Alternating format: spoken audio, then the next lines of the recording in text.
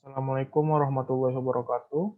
Perkenalkan nama saya Muhammad Adi Pradana, NIM 1902542430012. Baik, di video ini saya akan menjelaskan tentang sumber hormon yang berasal dari hewan dan tumbuhan. Nah, baik, langsung aja ke slide selanjutnya, yaitu tentang cabai Jawa. Nah, cabai Jawa ini merupakan tanaman yang banyak digunakan oleh industri obat tradisional di Indonesia dan dapat ditemukan di Jawa, Madura, Bali, dan Maluku. Nah, buah cabai Jawa ini mengandung senyawa kimia turunan steroid, saponin, alkaloid, dan tanin. Dapat berperan sebagai afrodisiak, yaitu memberi efek androgenik dan anabolik. Nah, dalam penelitian yang dilakukan Muhammad Zairin dan kawan-kawan pada tahun 2017, ekstrak cabai Jawa ini dapat meningkatkan maskulinitas pada larva ikan Synodontis hingga 2 kali lipat dibandingkan dengan kontrol, yaitu tanpa ekstrak cabai Jawa. Nah, selanjutnya itu hormon yang berasal dari pasak bumi.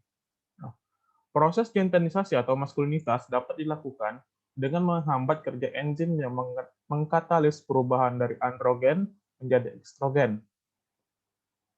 Penghambatan aromatase dapat dilakukan dengan pemberian hormon androgen dari bahan alami maupun sintetik. Nah, pada penelitian yang dilakukan oleh Rinaldi Junior dan kawan-kawan pada tahun 2017, bahan alami yang digunakan adalah ekstrak pasak bumi dan bahan sintetik yang digunakan adalah 17 alpha metil testosteron.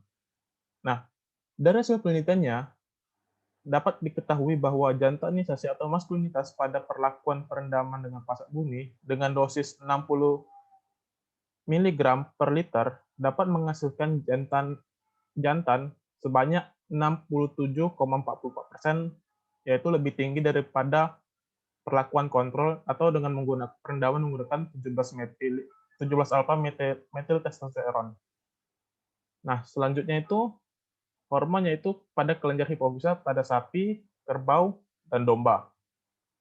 Nah, hormon yang berasal dari yang dihasilkan oleh kelenjar hipofisa ada 9 macam, yaitu ACTH, PSH, FSH, LH, STH, MSH, prolaktin, vasopresin, dan oksitosin. Nah, FSH dan LH adalah dua hormon yang mempunyai daya kerja mengatur fungsi kelenjar kelamin. FSH mempunyai daya kerja yang merangsang pertumbuhan folikel pada ovarium dan testis, memberikan rangsangan terhadap spermatogenesis. Sedangkan LH mempunyai daya kerja merangsang ovulasi dan menguningkan folikel ovarium pada hewan dan pada hewan jantan. Nah, hormon ini merangsang fungsi sel-sel interstisial pada testis serta mempertinggi atau meningkatkan produksi hormon steroid baik pada hewan betina maupun hewan jantan. Dari penelitian yang dilakukan AAOK, dapat disimpulkan bahwa penyuntikan ekstrak hipofisa sapi, kerbau, dan domba dapat merangsang terjadinya spermiasi pada ikan mas gonad. Pada dosis yang sama, ternyata ekstrak hipofisa sapi menunjukkan pengaruh paling tinggi terhadap volume sperma ikan jika dibandingkan dengan ekstrak hipofisa kerbau dan domba. Nah, selanjutnya itu ada ekstrak steroid teripang.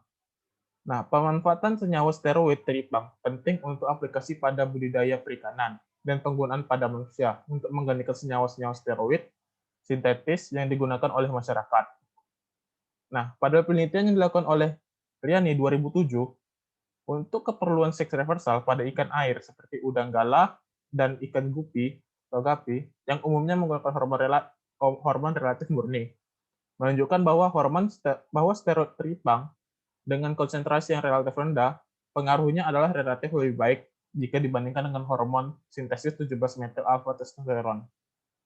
Akan tetapi, efektivitas hormon steroid sebagai pengganti hormon sintetik untuk kegiatan seks reversal ikan gupi tidak terlalu signifikan.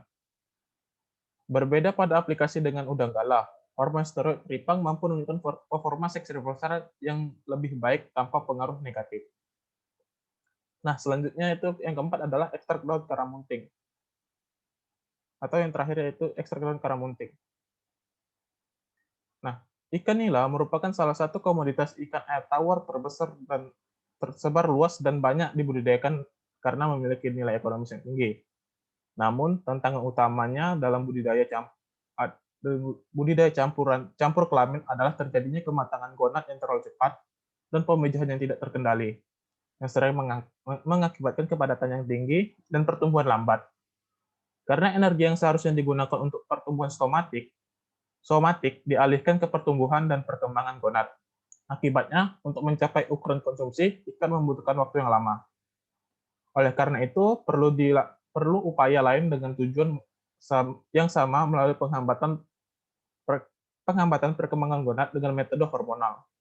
Untuk memaksimalkan pertumbuhan somatik, salah satu hormon yang berperan dalam hal ini adalah hormon steroid. Sumber hormon steroid eksogenus dapat berasal dari hewan dan tanaman. Fitosteroid atau hormon steroid yang berasal dari tanaman diketahui memiliki peran dalam menghambat perkembangan gonad dan meregulasi pertumbuhan ikan. Salah satu tanaman yang berpotensi memiliki sifat stereogenik adalah tanaman Melastoma malabatricum L atau daun karamunting.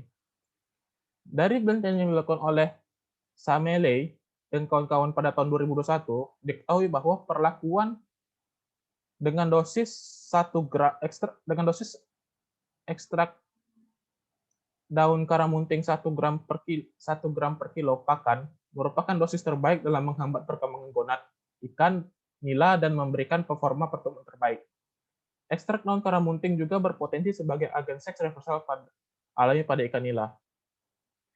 Baik, sekian presentasi dari saya. Apabila ada kekurangan, mohon dimaafkan. Saya akhiri wabillahi taufiq wal hidayah. Wassalamualaikum warahmatullahi wabarakatuh.